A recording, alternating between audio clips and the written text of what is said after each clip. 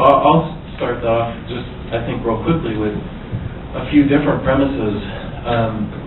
They are going to sell more of their product over the next 20 to 50 years. There's no question, right? Luke went over that. There's no question they're going to sell more of their product. It doesn't matter.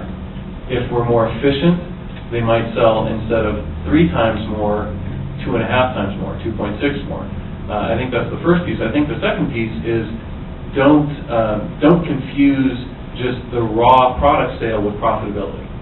Right now, there's a flat pricing structure, and they are not very profitable at the times when it costs them a lot to sell that particular product.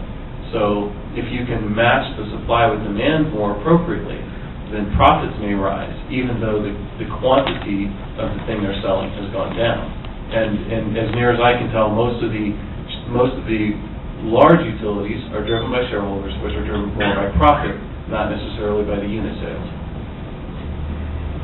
Yeah, I would add that the reality also is that utilities are going to increasingly find themselves constrained. I mean, it's very difficult to situate new power plants. It's very difficult to add transmission. So smart grid, to the extent you get greater utilization, is going to be a good thing for them. The other thing, too, is I have heard this from utilities that they are somewhat concerned that people will use less. But the other reality, the silver lining, that's a kind of a negative way of looking at it. The silver lining is, I tell utility execs when I'm with them that I'm curious. You know, when you look at all of us probably in this room probably consume more gasoline than we do electricity, utility execs need to be looking at this opportunity to say, how do we go after share of energy wallet? Or we think of it just as electrons. And so there's a real opportunity here to actually have people become, to use more electricity, but use it in a more efficient manner and compete with gasoline.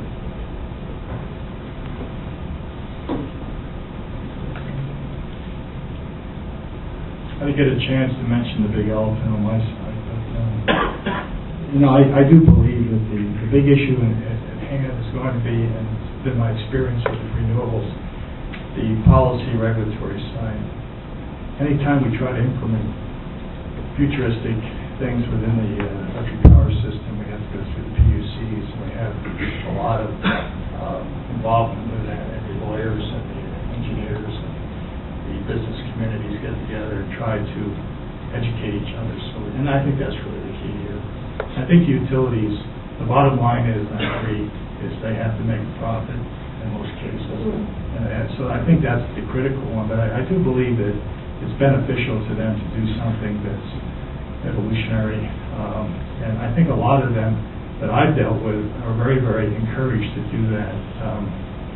But I think it's going to be unfortunate or fortunate for them that the regulatory and the policy aspects of the smart grid moving forward will be encouraging them to do something. I'll use that very softly.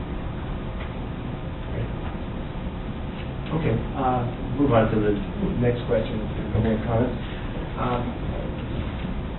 The patent for the MP3 encoding process was issued in 1996, and yet the work that led up to this patent was actually started in Germany in 1987. And yet, following on John LoPorto's reference to the iPod, the perhaps best known embodiment of the MP3 encoding process that really